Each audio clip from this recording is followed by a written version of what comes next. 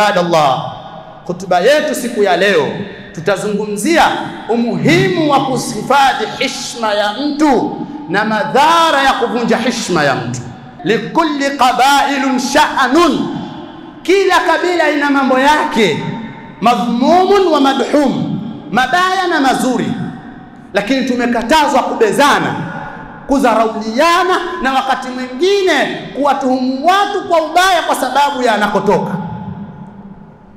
ukaivunja heshima yake yeye kwa sababu ya kumnasibisha na watu.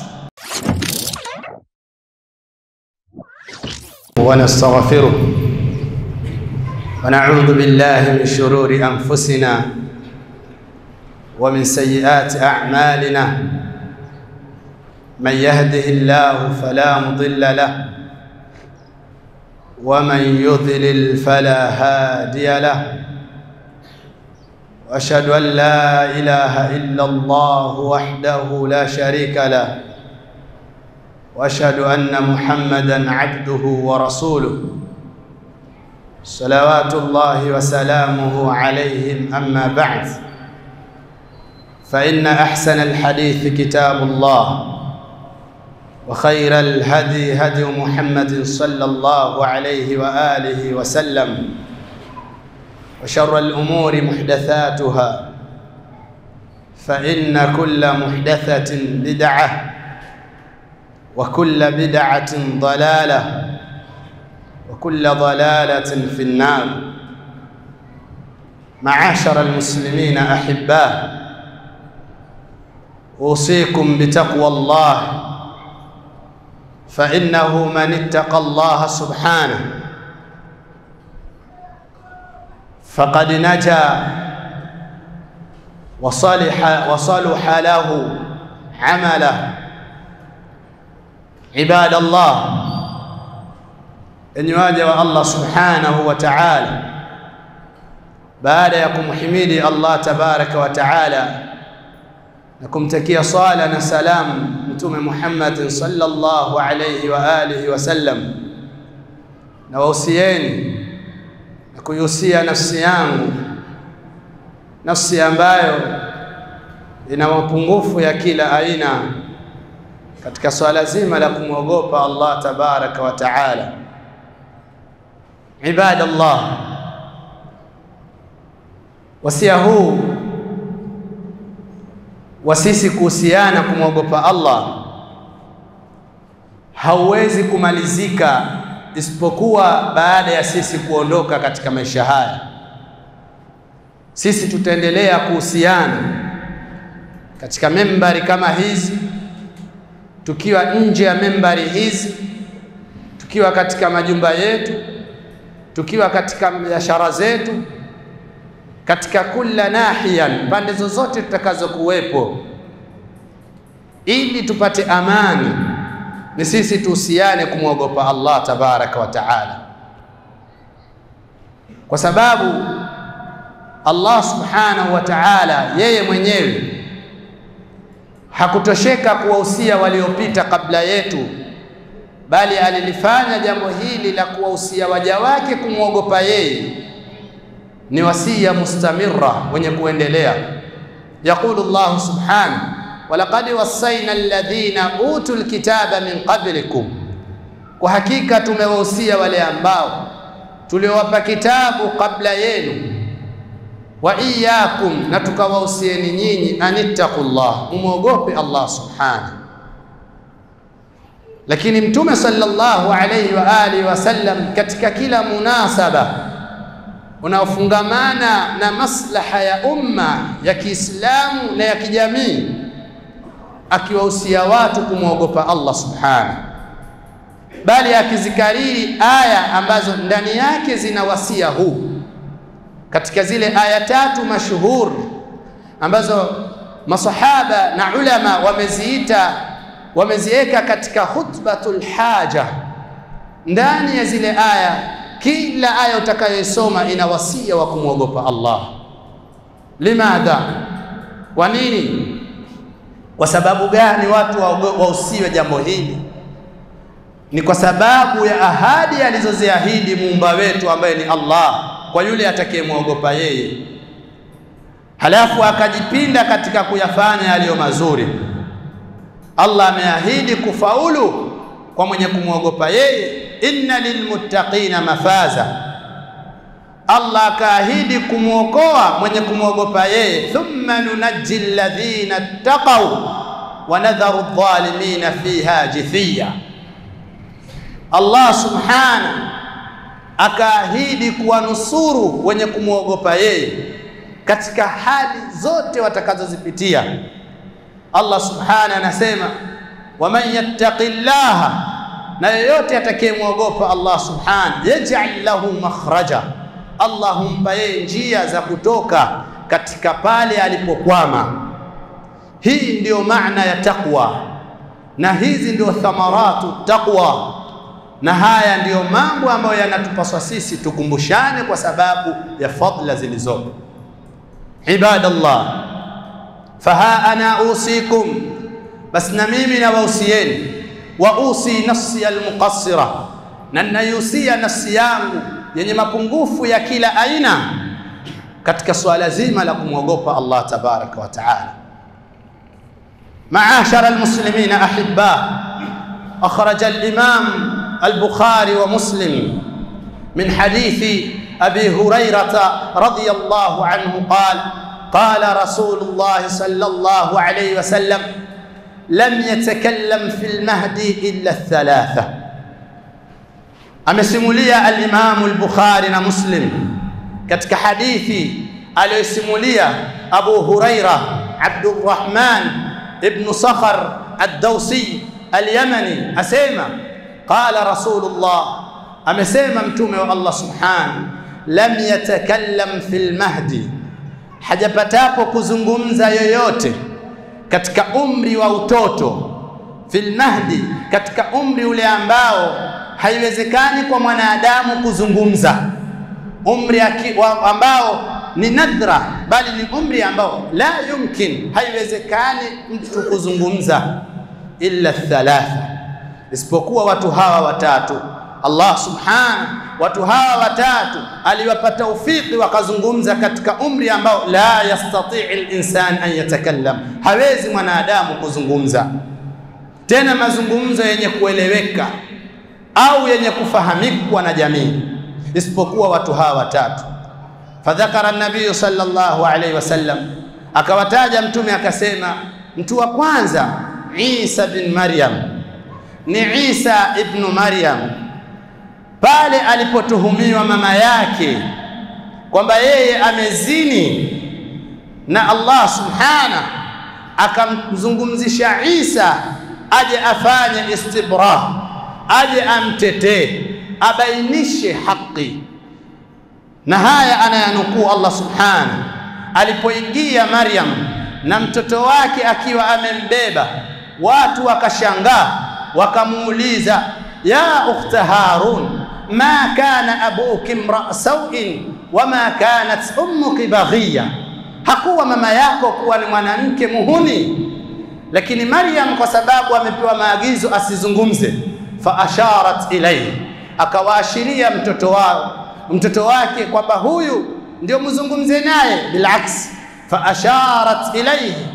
Qalu, wakasema wale mabwana, kaifa nukallimu man kana fil mahdi sabiya, vipi sisi tuzungumze na mtu ambaye yupo katika hali ya kubebwa, yani yupo katika bembea ya utoto, yupo katika hali ya uchanga.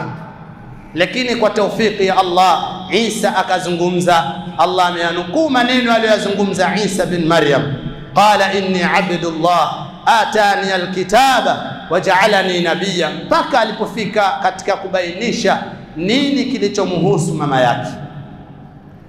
Huyu ndiye mtu wa kwanza aliyezungumza katika umri mdogo. Athani, mtu wa pili, Mtume sallallahu alaihi wasallam asema, wa sahibu Jurayj, na yule sahib Jurayj, wa kana Jurayjun abdun salih min bani Israil, na alikuwa Jurayj ni mja mwema katika wana wa bani Israil. Fattakhadha sam'ata, Jurayj alitengeneza kibanda, alitengeneza kivuru katika nje ya mji, akawa huko anamwabudu Allah subhanahu. Huyu Juraij ambaye alikuwa ni katika mja mwema wa Banu Israil, fattakhadhat sawmata, akatengeneza sawma yake, nyumba yake kijibanda cha udongo, akawa anamwabudu Allah katika nyumba hiyo. Anasema Mtume sallallahu alayhi wasallam, fajaat ummuhu wa huwa yusalli, akaja mama yake siku moja na akiwa Juraij yupo katika sala anasali. Faqalat, akasema yule mama, ya Juraij, ya Juraij, yani akamuita mtoto wake. Faqala Juraij, ya rabbi salati ummi au salati, ya rabbi ummi wa salati, yani nimuitikie mama yangu au niendelee na sala yangu. Haya akijizungumzisha katika nafsi yake pale aliposikia wito wa mama yake. Fa aqbala ala salatihi, akaelekea katika sala yake, hakumuitikia mama yake. Fansarafat, akaondoka yule mama. Falamma kana min ghad atatuhu wa huwa yusalli, ilipofika siku ya pili mama yule akaenda akamkuta tena mtoto wake akiwa anasali, yani wa huwa yusalli. Juraij anasali. Faqalat ya Juraij, faqala Juraij, ya rabbi ummi wa salati, mama yangu au sala yangu, nani nimuitikie katika hawa wawili? Nielekee katika wito wa mama yangu au niendelee na sala yangu? Fa aqbala ala salati, akaendelea na sala yake. Fansarafat, akaondoka yule mama kwa mara ya pili. Falamma kana min ghad, ilipofika siku ya tatu akaja tena. Fa atatuhu wa huwa yusalli, naye akiwa anasali. Faqalat ya Juraij, ya Juraij, akamuita tena mtoto wake kwa mara ya tatu. Juraij akasema, ya rabbi ummi wa salati, mama yangu au sala yangu? Na kwa mara ya tatu hakumuitikia mama yake, akaendelea na sala yake. Fansarafat wa hiya ghadibatun alayhi, akaondoka yule mama hali ya kuwa yeye amemkasirikia mtoto wake, lakini akaomba dua hii akasema, Allahumma, ewe Mola wangu, Allahumma, ewe Mola wangu, la tumituhu hatta yanzura ila ujuhum mumisati, ewe Mola wangu usimfishe mja wako huyu, asife, asifariki duniani huyu Juraij, mpaka aziangalie nyuso za wanawake almumisati, ay azaniyat, wanawake wazinifu, wanawake baghaya, wanawake wenye kujiuza kwa lugha nyingine. Haya akayaomba mama, ewe Mola wangu asiondoke Juraij, asifariki mpaka aziangalie nyuso au aangaliwe na nyuso za wanawake hawa ambao ni mumisati azunati, wanawake wazinifu. Maashara alahibba, Mtume sallallahu alayhi wa alihi wasallam katika kipengele hichi kwanza amekataza mzazi kumwombea dua mtoto wake iliyo mbaya. Fa inna ad-da'watu al-walid an waladiha, dua ya mzazi kwa mtoto wake mustajaba, ni yenye kuitikiwa. Yaqulu an-nabiy sallallahu alayhi wasallam, walau da'at alayhi an yuftan, lau angeliomba kwamba mwanawe azini, la faala, angefanya jambo hilo, kuonyesha uzito wa dua ya mzazi. Sasa anasema Mtume sallallahu alayhi wasallam, fatadhakkara banu Israila Juraij wa ibadati, wakakaa wakamkumbuka Juraij, wale wana wa Israili. Masiku yameenda hawamuoni, amejitenga na watu, wakizungumza ibada zake alizokuwa nazo. Fakanat imraa, kukawa kuna mwanamke baghaya, mwanamke mzinifu, yatamathalu bihusniha, ambaye yeye kwa uzuri wake alikuwa anashawishi watu Faqalat, akasema kuambia wale wana wa Israeli, in shi'tum la aftinanna lakum, in shi'tum la aftinannahu lakum hadha abidukum, huyu ndio mja wenu mwema, mkitaka naweza kumtia fitna akaacha ibada zake. Mwanamke huyu kweli akaazimia, akaenda kwa Juraij, akamrai Juraij, faamkanat alayhi, akajirahisisha kwake. Falam yaltafitu ilaiha, Juraij hakuendelea naye, hakumshughulikia, hakujali naye, akafaulu katika mtihani huo. Yule mwanamke akatoka, faatat ila ra'iya, akaenda kwa mchunga mbuzi au kondoo ambaye akichunga pembezoni mwa sum'a ya yule Juraij. Faamkanat ilayhi, akajipeleka kwake, akajirahisisha, na yule mchungaji akakubali. Fawaqa'at fahamalat, akamuingilia na akapata mimba. Alipopata mimba mwanamke yule, akailea mimba yake mpaka alipozaa, akaenda kwa watu akasema, hadha min Juraij, mtoto huyu anatokana na Juraij, ni mtoto wa Juraij, huyu ni mtoto wa Juraij. Banu Israila wakanyanyuka kwa hasira, fastanzaluhu wa darabuhu wa hadamu sam'ata, wakamshusha kwenye kibanda, wakampiga, wakawa wamevunja kile kibanda, huku yeye akisema, ma sha'anukum ma sha'anukum, muna nini, mbona mnanipiga? Wahum yaquluna, na wao wanasema, zanaita, umezini na mwanamke huyu na ukapata naye mtoto. Faqala Juraij, aina as-sabiyyu au aina al-ghulam, yuko wapi huyo mtoto, mleteni. Akaletwa mtoto mdogo mchanga wa kuzaliwa siku chache kabla. Alipoletwa, faqala Juraij, da'uni an usalli, niacheni nisali. Fasalla Juraij, akasali Juraij. Falamma ansarafa, alipomaliza sala yake, akapewa yule mtoto. Fata'anahu fi batnihi, akamgusa katika tumbo lake. Thumma qala lahu, ya ghulam, man abuk, nani baba yako? Fanataqa alghulam, yule kijana mtoto mdogo wa masiku machache akazungumza akasema, abi ra'i fulan, baba yangu ni mchungaji fulani. Akamtaja baba yake. Jambo hili likawashangaza wana wa Israeli, wakapata na aibu. Famasahuhu, wakampangusa michanga, na huku wakimtaka msamaha. Waqalu, na wakasema, in shi'ta, ukitaka tutakujengea kibanda chako kwa dhahabu. Faqala Juraij, a'ituhu kama kana, kirudisheni cha udongo kama kilivyokuwa, sitaki cha dhahabu. Intaha.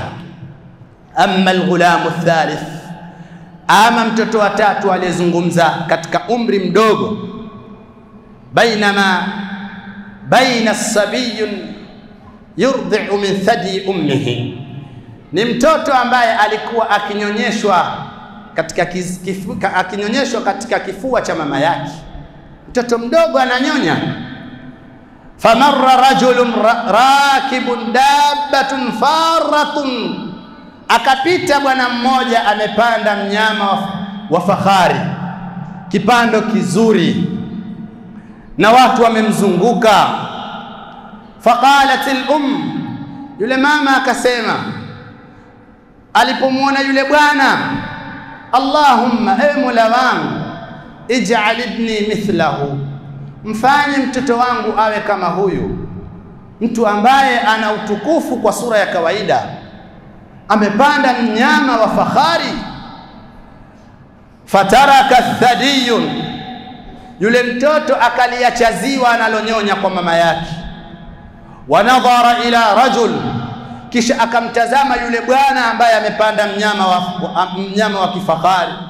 Waqala, akasema, wanataka, akazungumza akiwa ni mdogo, Allahumma la taj'al mithlahu, ewe Allah usinifanye nikawa mfano wa mtu huyu. Wakamaliza. Famarru bijariya, wakapita Yule mtoto alipoyasema maneno yale, kisha akaendelea kunyonya katika ziwa lake. Aba Huraira asimulia asema, na mimi nikimtazama Mtume vile anavyoelezea ile hali ya kunyonya yule mtoto kwa kidole chake, wa huwa yahki, naye akielezea kwa kuweka kidole chake kwenye mdomo, wa yamussuhu, kwa maana alipoacha lile ziwa akayazungumza yale maneno, kisha akaendelea tena kushika ziwa lake akanyonya. Famarru bijariya, wakapita kwa mwanamke Jaria, wahum yadhribunaha, na wakawapa na watu wanampiga, wayajurunaha, na wanamburuza, wanamkokota, wayakuluna laha, na wanasema kumwambia yule mwanamke, zanaiti wa saraqt, umeiba na umezini. Wa hiya taqulu, naye yule mtoto wa kike akisema, hasbi Allahu wa ni'mal wakil, hasbi Allahu wa ni'mal wakil, tosha yangu mimi ni Allah, naye ndiye mbora wa kutegemewa. Alipoona mandhari hii, yule mama ya yule binti anayepigwa na huku watu wakisema amezini, faqalat, Allahumma, e Mola wangu, la taj'al ibni mithlaha, usimfanye mtoto wangu kuwa mfano wa binti huyu mzinifu, mwizi. Fataraka as-sabiyu thadiya ummihi, akaacha pale pale yule mtoto ziwa la mama yake analonyonya, akaacha. Wanadhara ilaiha, kisha akamwangalia mama yake, kisha akamwangalia na yule jaria, kisha akasema, Allahumma, ewe Mola wangu, ij'alni mithlaha, nijalie mimi niwe mfano wa mwanamke yule. Fataraja alhadith, mazungumzo haya baina ya mtoto na mama yakapatikana mijadala. Ala al-ikhtisari, kwa sababu ya muda nitayafupisha. Yule mama akamuuliza mtoto wake, wakati alipopita mtu ambaye amepanda mnyama wa fahari, kipando kizuri, nilimuomba Allah akufanye kuwa mfano wake. Wa qulta, na wewe ukasema, Allahumma la taj'al mithla, wewe ukakataa. Akapita mwanamke mzinifu, mwizi, nikamuomba Allah asikufanye mfano wake, wewe ukasema Allah akufanye mfano wake. Kwa nini? Hili mama alitaka kulijua, kwa sababu kilichopelekea mtoto wake kuzungumza katika umri huu alijua sio jambo dogo. Mtoto akasema, amma rajulun, ama yule mtu wa kwanza aliyepita na mnyama, innahu kana rajulun dhalimun jabbarun, hakika yeye alikuwa ni mtu mwenye kiburi, tena dhalimun, alikuwa ni mdhulumishaji, mwenye kudhulumu, na yeye alikuwa ni muovu. Fada'autu Allah, nikamuomba Allah subhana, alla yaj'alni mithlahu, asinifanye mimi kuwa mfano wake, kwa sababu yule ni muovu, yeye ni dhalimu, anawadhulumu watu, na ni jabbaru, ni mtu mwenye kibri. Mimi ndio maana nikataka Allah asinifanye kuwa mfano wake. Wa amma aljariya, ama yule mtoto wa kike, allati, ambaye walikuwa wao yadhribunaha wa yajurunaha wa taquluna laha zanaiti wa sarakt, yule mtoto wa kike, innaha, hakika yake yeye, lam tazin wa lam tasruq, yeye hakuzini wala hakuiba. Maana yake wao wanamsingizia, na yeye akiwa anayazungumza maneno, yaltajiu ila rabbiha, akielekea kwa Mola wake, asa, huenda Mola wake akamnusuru. Watu wanamsingizia wakisema kwamba yeye amezini, na ile hali hajazini wala hajaiba. Mimi ndiyo maana nikamuomba Allah subhanahu an yaj'alani mithlaha, anifanye mimi kuwa mfano wa mtu huyu. Ibadallah, enyi waja wa Allah subhanahu wa ta'ala, hal adraktum, je, kwa wakati wenu huu mchache, ni kipi mlichokidiriki na kukisikia kwa haraka? Limadha nataqa haula, kwa nini wamezungumza watoto hawa wadogo? Ni kitu gani kilichowapelekea katika umri huu mdogo aweze kuzungumza, mtoto ambaye haiwezekani kuzungumza?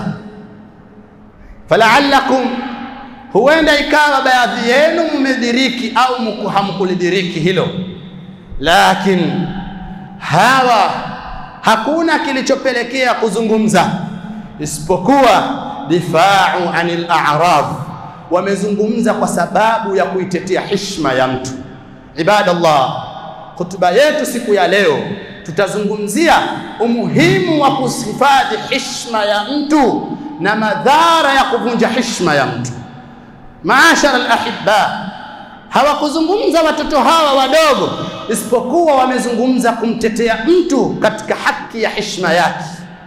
Hakuna jambo baya kama kusingiziwa mtu uzinifu. Ndio maana Isa amezungumza kumtetea mama yake, kulinda heshima.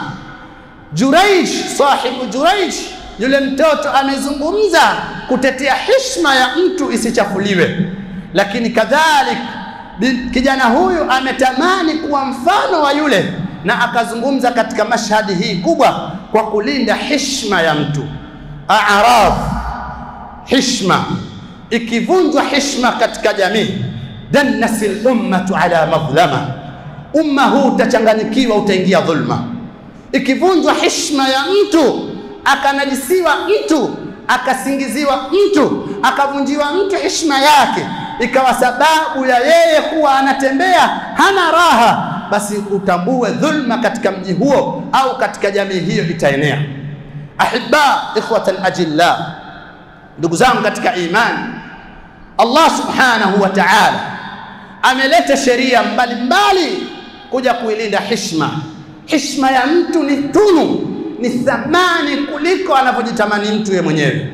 Ndio maana min ajli dhalika, kwa sababu ya heshima ya kulinda a'rad, kulinda heshima za watu, shuria, kukaekwa sheria al-istidhanu fil bait, kuomba ruhusa katika nyumba.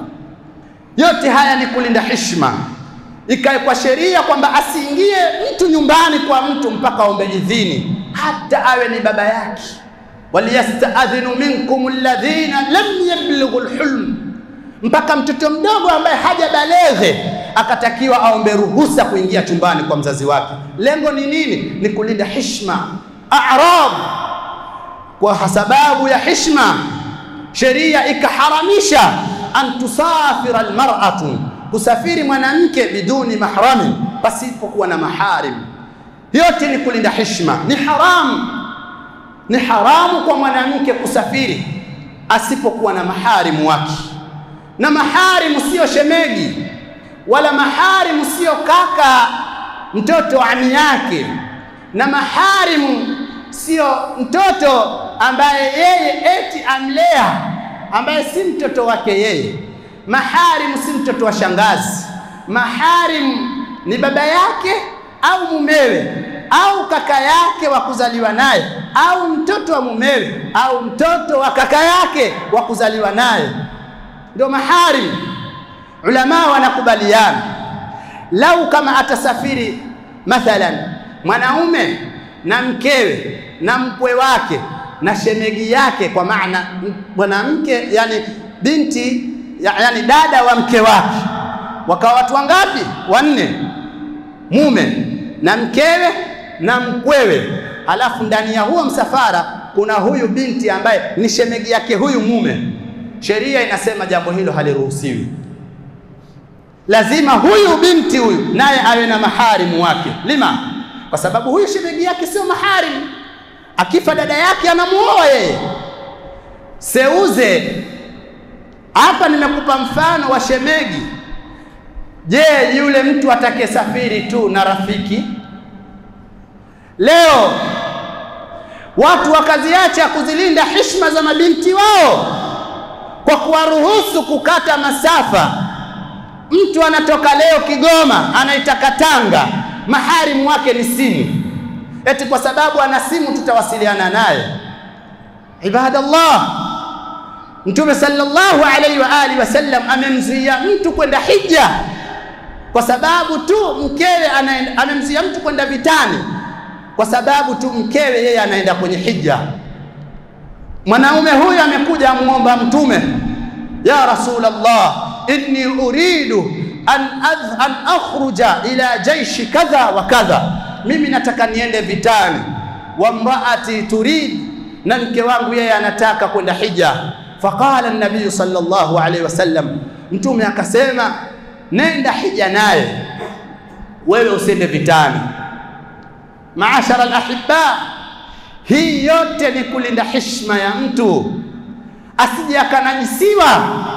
Na hatusemi haya kwamba tuna mashaka na mabinti zetu au wake zetu, la wallah. Mimi nawaambieni maneno aliyosema al-Imam Ibn Baz kwamba lau sisi tungelikuwa tuna mashaka na binti au wake zetu, asema kwa nini sisi tuwe na mashaka zaidi, ile hali wanawake hawa wameaminiwa na Allah subhanahu wa ta'ala katika amana ambayo hajaaminiwa mwanaume. Amana gani?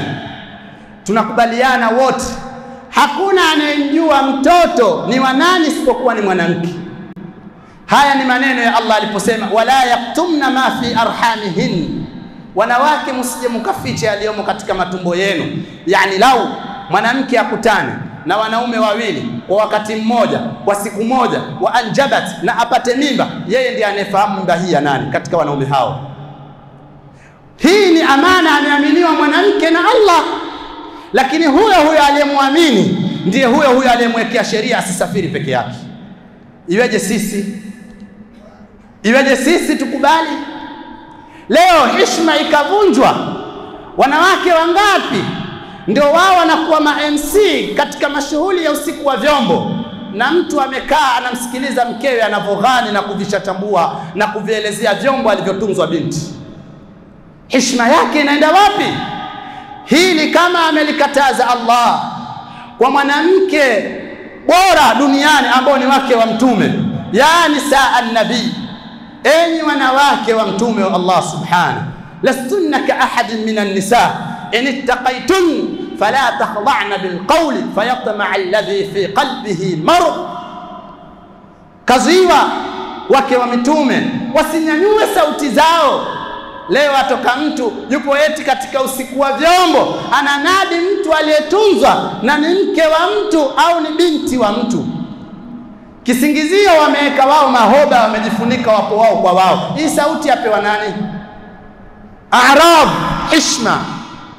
Kwa sababu ya heshima akakatazwa mwanamke an takhruja min baitiha musta'tira, kutoka katika nyumba yake akiwa ametia manukato. Ni haramu. Manukato akajitia perfume au udi au aina yoyote ya manukato akajipaka mwanamke huyo akatoka nyumbani, ni haramu. Bali katika hadithi ya Abu Huraira alimuuliza, ya amata jabbari, mwanamke kijakazi jeuri, aina turidina, waenda wapi? Kisha akamwambia, rudi katika nyumba yako, inni sami'tu Rasulullah, akaangu mimi nimemsikia mtume akisema, ayyuma imra'atin, mwanamke yoyote, kharajat min baitiha musta'tira, atakayetoka katika nyumba yake amejitia manukato, fahiya zania, yeye ni mzinifu. Haya yote ni kulinda heshima. Mwanamke akakatazwa mpaka kutembea mwendo wa mwanaume, ili asije tu yakasikika mapambo yake ambayo ameyavaa. Mathalan amevaa hereni, amevaa cheni yake, kule kutembea kwa kishindo ikasikika ile bangili yake aliyoivaa, ni haramu. Yote hii ni kulinda heshima. Allah subhanahu anasema, wala yadhribna biarjulihinna liyu'lama ma yukhfina min zinatahunna, wala wasipige miguu yao wanawake wakitembea ili yakasikika yale mapambo yao waliovaa. Ukiangalia jambo hili ni zito. Hereni aliyoivaa haikuonekana, lakini kule kusikika tu sheria imemkataza. Ahibba ikhwatan ajilla, a'raf, heshima, kulinda heshima, kumfanyia mtu difaa ni katika umurun daruriyun fil Islam, ni mambo ya lazima yaliyolazimishwa katika Uislamu. Maashara almuslimina ahibba, haikatazi kuvunja heshima tu, bali imekatazwa mtu yeye mwenyewe kujivunjia heshima. Yeye mwenyewe akawa sababu ya kujivunjia heshima au ya kuvunjia watu kwa sababu ya kitendo chake. Asalukum billah, fakam, ni wangapi leo katika wanawake ambao sisi tunao katika mujtamaa wetu, majumbani kwetu, tunakokodisha sisi au tunapokodi? Wanaotoka wakiwa wamevaa nusu nguo, kanga moja, yeye mwenyewe yupo hapo anaivunja heshima yake na anasababisha kuvunjwa kwa heshima ya mume wake aliyeko ndani. Hili lote limekatazwa. Ibadallah, leo mwanamke aweza kujihifadhi katika kifua chake akiwa kwenye umri ambao bado hajaolewa, lakini akiolewa akazaa aweza kutoa ziwa lake akamnyonyesha mtoto wake barabarani, watu wote wanaona. Katika gari akalitoa ziwa lake akamnyonyesha, watu wote wanashuhudia. Ni haramu. Leo wanawake wanaingia katika majumba au mabarabarani, wanaenda kusukwa nusu saa, yupo nje nywele zake makshufa. Hii haimaanishi tu kwamba kwani tumemvunjia sisi, sikajivunjia mwenyewe. Sheria imekataza kuvunjiwa mtu heshima na yeye kujivunjia heshima au kusababisha watu wakavunjiana heshima, kwa sababu anaweza akalaumiwa mume wakati mwingine, kumbe yeye maskini hakujua hilo jambo, akawa sababu ya kuvunjiwa heshima mtu wa watu. Ibadallah, hawa watatu hawakuzungumza, isipokuwa wamezungumza kwa kuja kufanya difaa na kuitetea na kuilinda heshima ya mtu. Heshima ya mtu ni mali ambayo haitunzi na mtu mmoja, ni mali iliyotunzwa na Allah subhanahu. Katika zile haki tano alizowajibishwa nazo Muislamu, moja katika haki hiyo ni kuilinda heshima ya mtu. Ahibba ikhwatan ajillah, kwa sababu ya muda na hii maudhui hii wallah haikutosha tu hivi, nimejaribu kuleta mifano tu kadhaa, lakini nirudi katika jambo hili pia. Allah subhanahu wa ta'ala, kwa sababu ya heshima au kwa sababu ya kuilinda heshima, hurrimatul massu bil mar'atil ajnabiyya, kumeharamishwa kushikana wanawake na wanaume ajnabia. Hili nalisema kwa sababu limekithiri katika umma.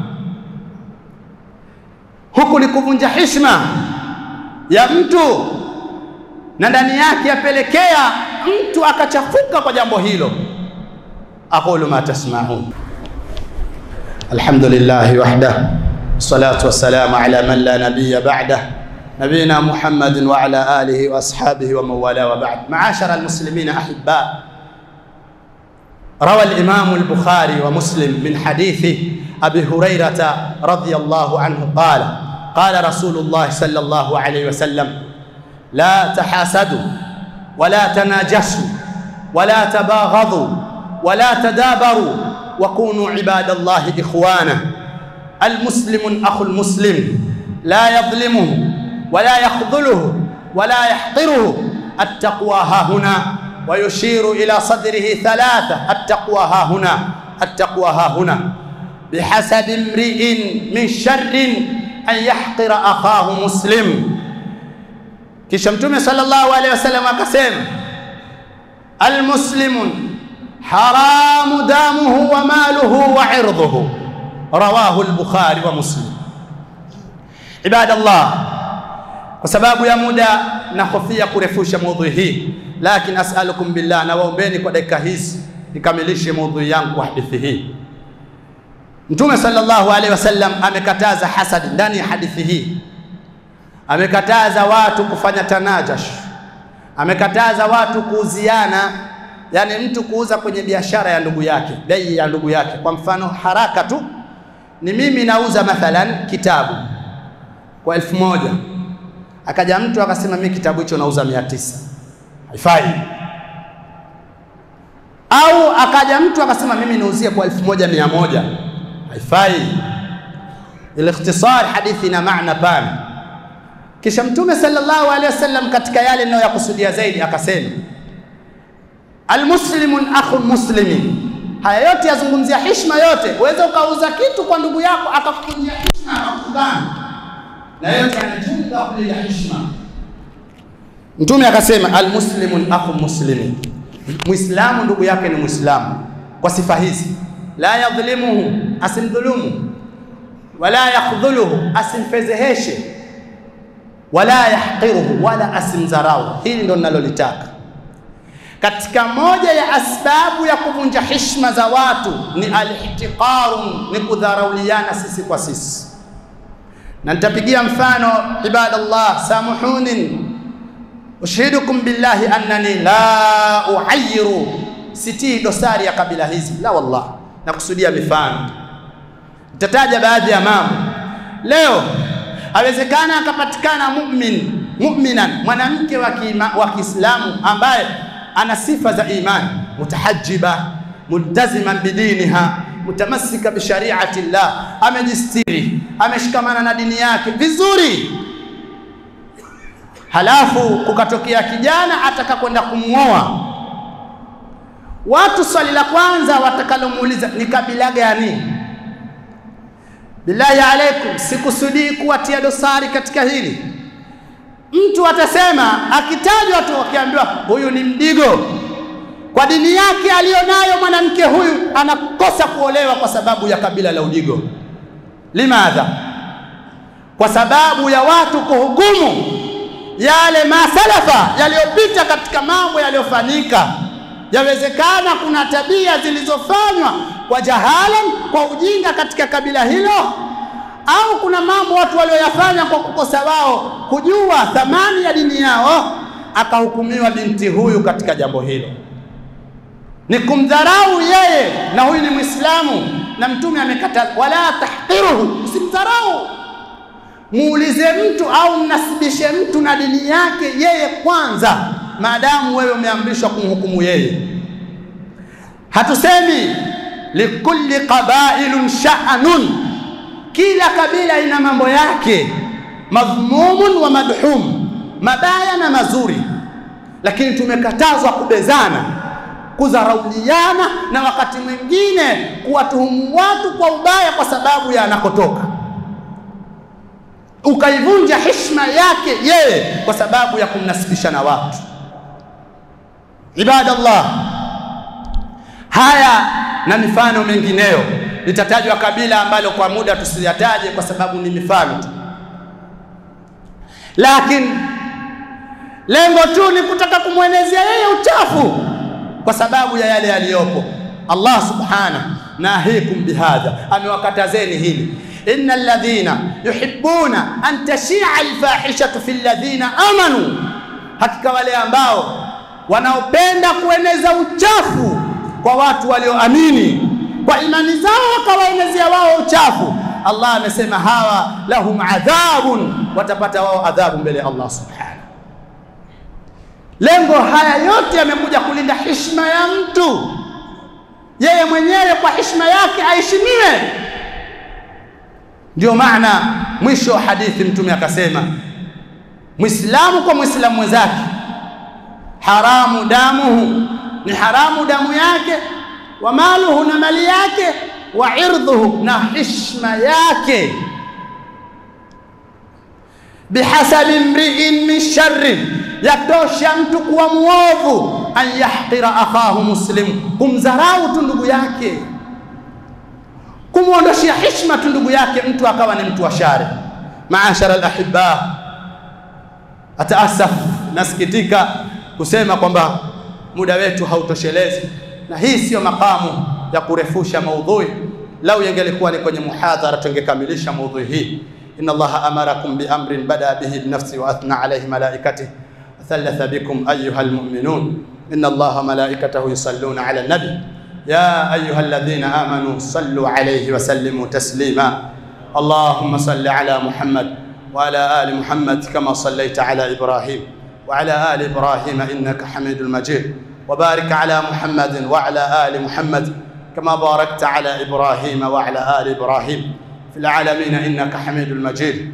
اللهم ارض عن الخلفاء الراشدين أبي بكر وعمر وعثمان وعلي. اللهم ربنا آتنا في الدنيا حسنة وفي الآخرة حسنة وقنا عذاب النار. عباد الله قوموا إلى صلاتكم يرحمكم الله.